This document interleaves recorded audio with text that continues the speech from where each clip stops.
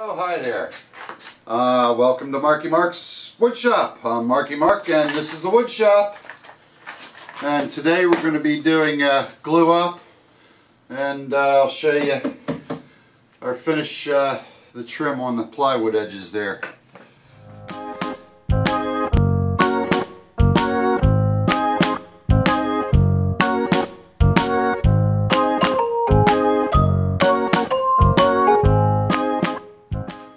So, we're going to do a glue up. I had some rough hickory that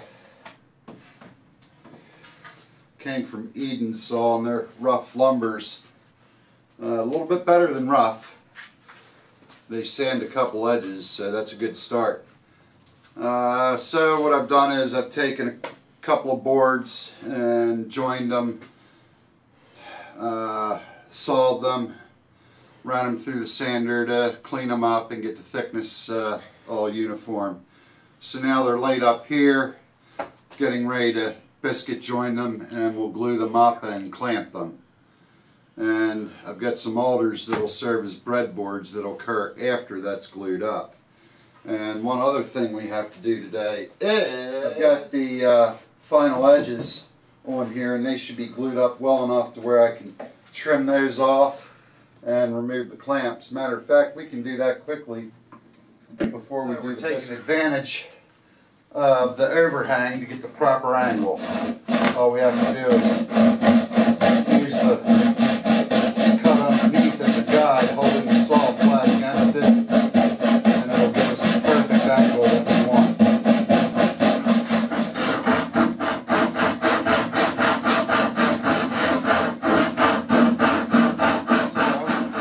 In preparation for gluing up these boards, we're going to use a biscuit joiner, some number 20 biscuits, which are the largest ones, and glue, of course. And what I'm going to do is I'm going to clamp a straight edge down. This board is actually going to be used to support the hickory workbench, which is what we're gluing up. It'll have cut in two and slide out underneath of it on either side to support it. But in the meantime, for the purpose of the glue up, I can take advantage of it as a straight edge. And I've got wax paper will set underneath so the glue doesn't stick to the bench. Across two boards as we go, and I'm going to do 3 biscuits per joint.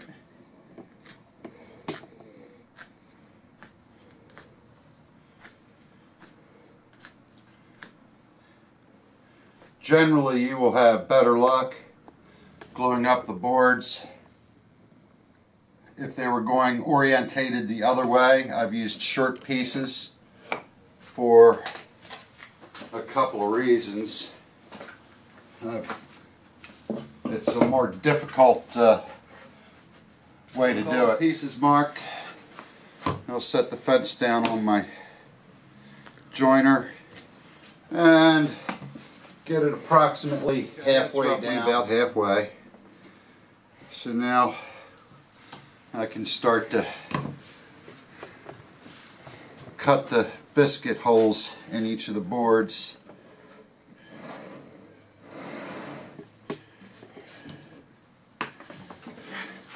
I'll line up to my pencil mark and cut each one.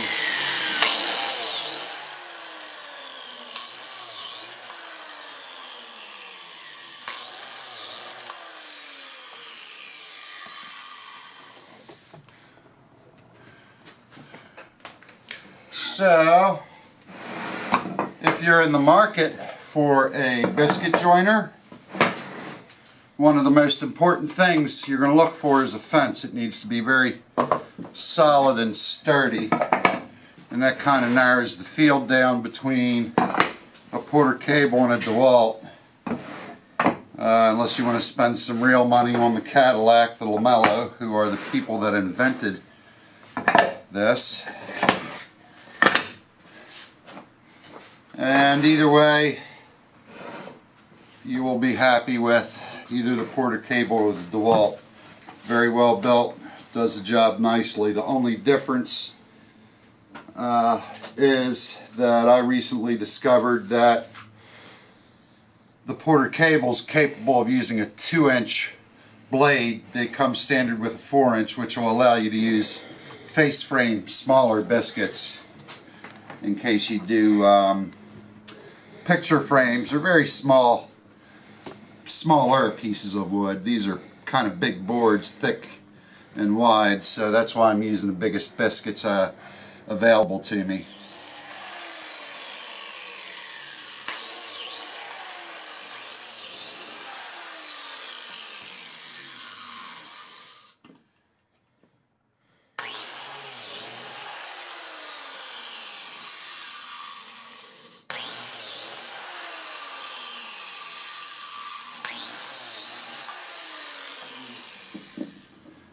Little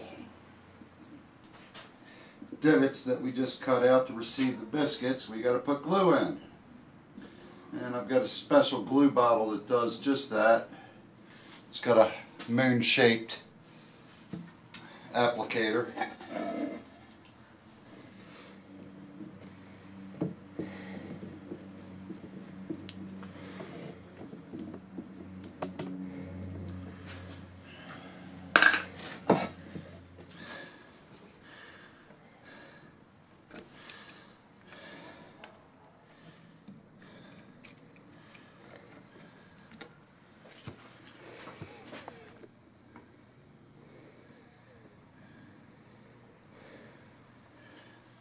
Tap them in.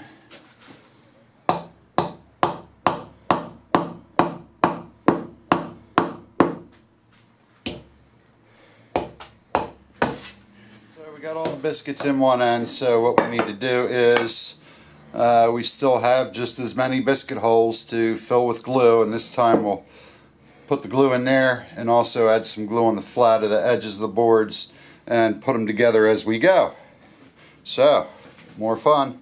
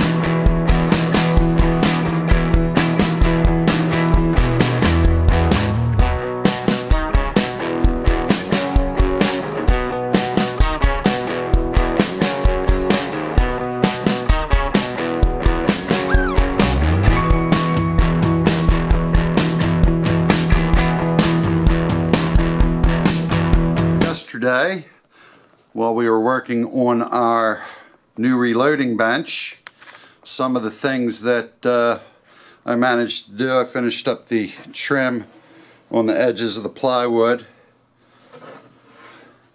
and finished the top, put in brace on either side and cut the top. It's not glued in, it's just sitting there, but that's in. And I cut out a face frame, which there'll be more cutting on that. That's just kind of sitting in there by friction. That'll probably fall down if I breathe on it, since that's going to come in and out a few times. And you'll notice an arch. There'll also be an arch down there at the bottom of either side. Work surface is a series of hickory boards that have been glued up. There's a lot more to do to this. There'll be some oh my, what kind of wood is it? It is alder. I knew that. That'll go around the edges, kind of like a picture frame. And also, and the drill press for cutting out the circles. So let me set up the camera and we'll show you how that's going to get done.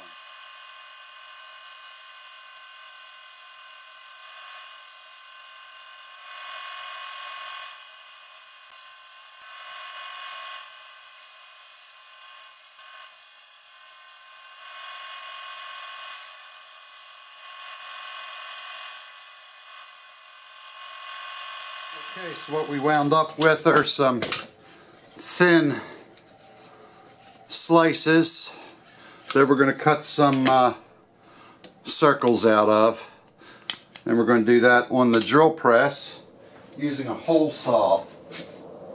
So let's get that set up.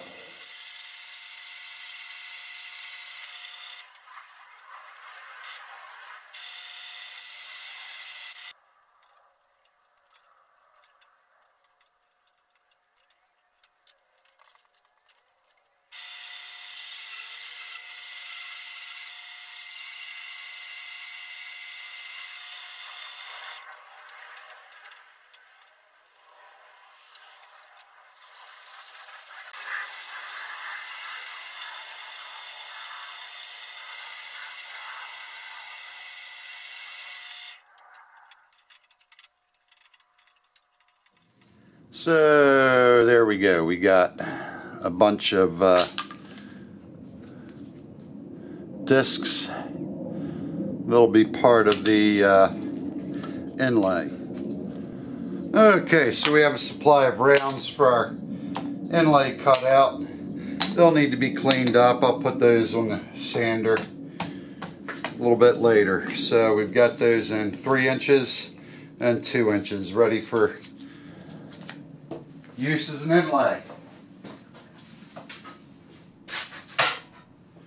So let's see what we're going to work on next with our carcass. I really need to get this finished. A lot really depends on exactly where that's going to be in place. So I want to continue on our workpiece. Well, I just fit our workpiece in the bench, and by total dumb luck it happens to be a perfect fit on the width end. Now for the top and bottom of it, I've got some pieces of alder that I'm going to use, and we're going to have to make breadboards. Breadboards are the longitudinal pieces perpendicular to a glue up, and that gets a little tricky because of the way the wood expands. Wood expands usually longitudinally more so. So what's going to happen is the alder is going to expand and want to take the hickory with it, depending on, you know, if you were to glue and secure it all the way along the edge. So the way you do this is we're going to make a slot like a tongue and groove where it'll set in, and on either end and probably a couple of places in the middle we'll make some elongated holes and put some dowels through there. That way it'll be able to move a little bit. And we will glue it in, but only on the ends, not in the middle. So before we can put the breadboards on, we need to get a couple router bits that I ordered, special bits for this particular joint, but also it needs to be sanded. I had to run it through the drum sander get the evenness correct the wrong way. It went against the grain, so I've got to sand out the cross grain sanding markings which it left, which is rather interesting, but not the effect I want. And the joints are pretty much good. There's a high one here, and you can tell when you get it right, the pencil marks will disappear on the high side, and eventually when it disappears on the low side, you'll know it's even. So I'm going to mark the board all up, at least where I know I've got issues or potential issues, on both sides. And I can pay particular attention to that as I'm sanding.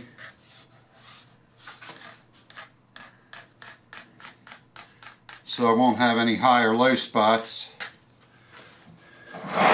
Both sides.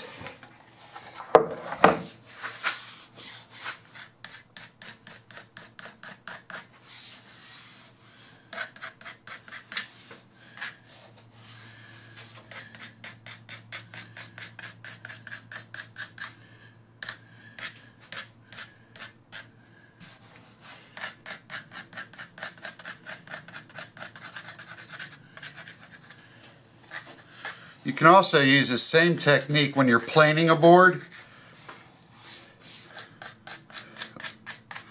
whether it's in a machine or a hand plane, to tell where your high and low spots are. So I'm just going to be sanding a while.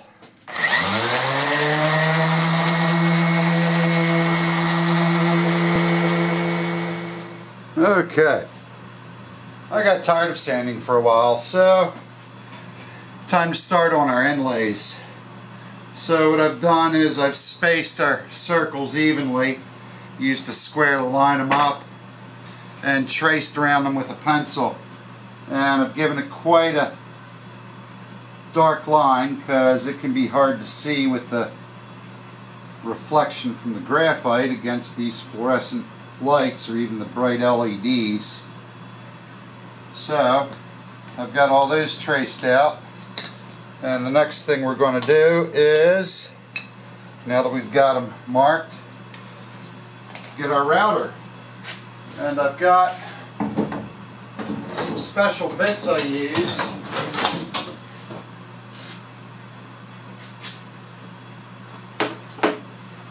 They're spiral bits, and they can be either up or down cut. If it goes down, it will give you a little bit better cut, although if it goes up, it'll direct the debris out of the way so you can see a little better. So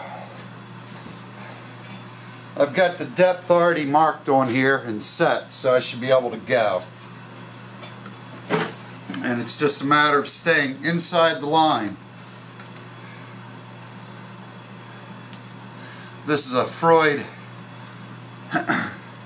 router. It comes with, it's a trim router. It came with a plunge base and some other bases. Wonderful piece of equipment.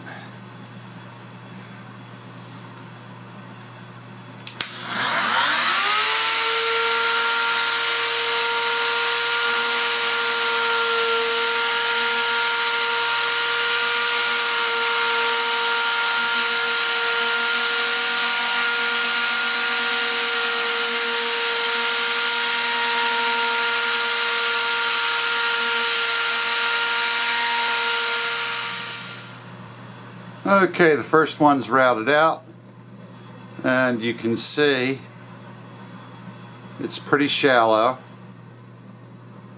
And what we need to do now is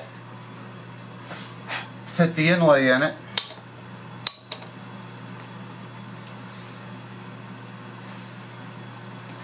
And it looks like I might have gotten lucky in that I don't have to do any trimming. Let's see if it'll tap in.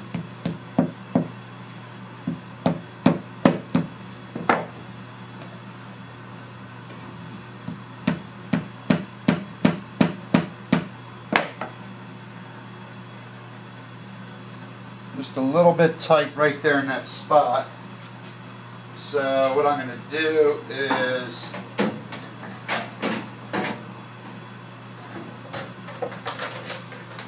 just get some chisels and clean it out. There's some wood fibers sticking up, and I just got a set of micro chisels in for doing a little bit more finer inlay work.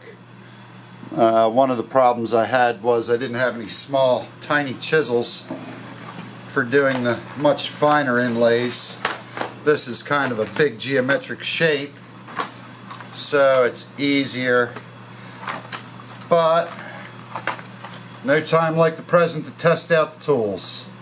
So I'm just going to use a little skew to clean off the fibers.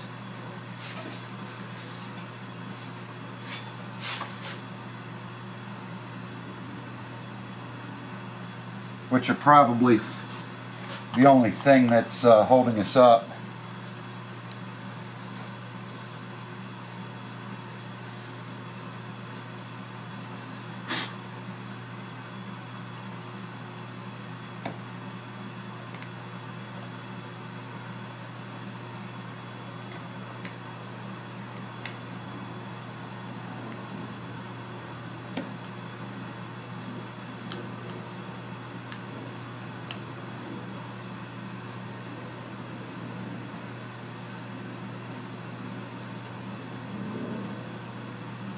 In fact,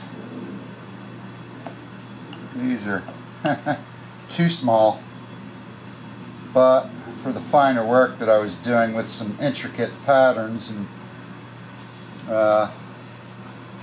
like Amber's small rose that we use for her trademark, it's very intricate. So we really need something like this. So I bit the bullet and got a set. Might have to get a set that's mini. These are micro. They're made by Flex Cut, and they specialize in small tools. And they appear to be well made, but they're a little pricey. So let's say we're going to test the fit again. This hammer's a little big. I think I'll get something a little bit smaller. And I want a soft face.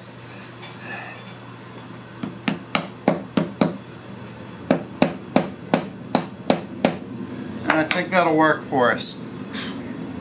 So what we can do is, since this one's ready to go and we're filming for you, I'll just put this one in place.